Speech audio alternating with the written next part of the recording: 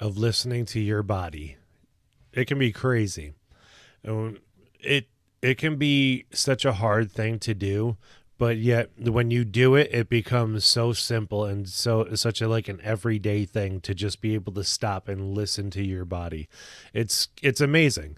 I do it a lot of the times when I do my workouts. I do it a lot of the times when I'm eating, or even when I think that I might not be feeling well.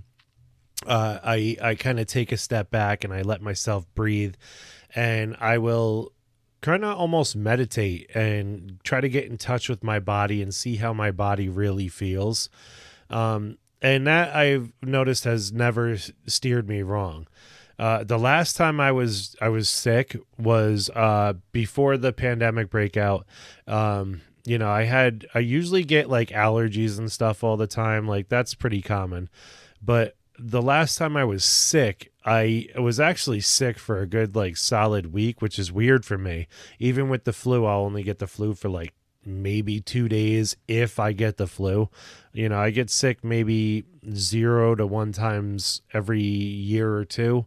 Um, but there came a time, I think it was maybe January, last December, where I just really felt beat, and I laid down in bed at one point and I was like, oh, I'm sick. Like I feel it. And if for me to feel like that, I always have reasons of why I feel a certain way. And it's the beauty of listening to your body. Your body will tell you this stuff. I know whether my nose is sniffly because of allergies, or if it's, if I have to take action and be preventative or proactive on something because I'm about to get bronchitis, which I was very prone to as a child. I am prone to asthma attacks and things like that from when I was young. They don't happen because I can actively listen to my body and correct what I need to correct in the moment of doing that. And that might mean teas, that might mean, an inhaler, it might mean something like that. Whatever it takes for that moment, I can do it, and then I can back out and kind of take over from there. And it's, like I said, it's hard to get used to because people are usually not in tune with their bodies, especially when you have like a disease or a situation going on that, it's just affecting all parts of your body, like the flu, for example.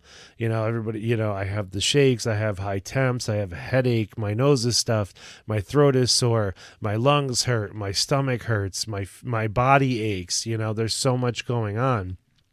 But if you take time to be mindful about the feelings in your body, even down to like, those grumbly feelings you get in your stomach, there's multiple versions of those grumbly feelings. One is gas. One is being hungry, and really needing food. One is having your stomach so empty while you're eating that the food is actually pushing air around inside your intestines.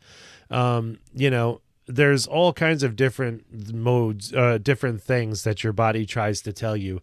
And it's not always bad. Sometimes it's good, like I've been, fluctuating my sleep schedule lately because of, doing the show, keeping up on my other podcast, the Infinite Balance podcast that me and my wife have, and my business and work and whatever else. And I didn't get to bed on time. I had to wake up early with the kids and such, and things like that happen, and my body will tell me when I've had too much of that. It'll tell me when I have to sleep or when I can get up. I had my body down to a point where I could wake up without an alarm clock because I was just so used to that same routine and that same schedule. If you have kids, that stuff gets thrown off quite easily. But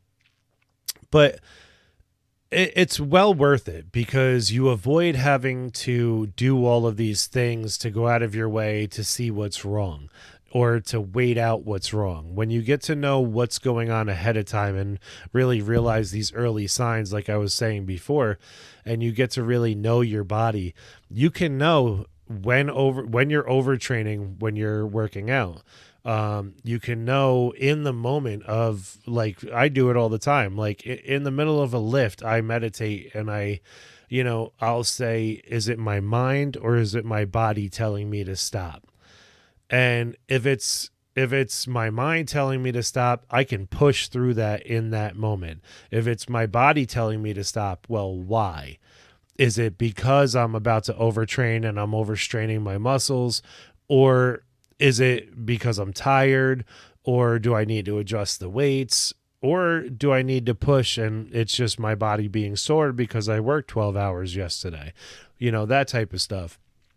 And it's a beautiful thing to be able to know that and realize that, because like I keep saying, you can fix that in the moment that it's happening and be proactive about it and be on point about it and avoid a whole bunch of issues later on. Overtraining, overeating, taking too many medications or whatever to treat symptoms. I will never say avoid going to the doctor. I will never say avoid taking medications, because what works for you works for you.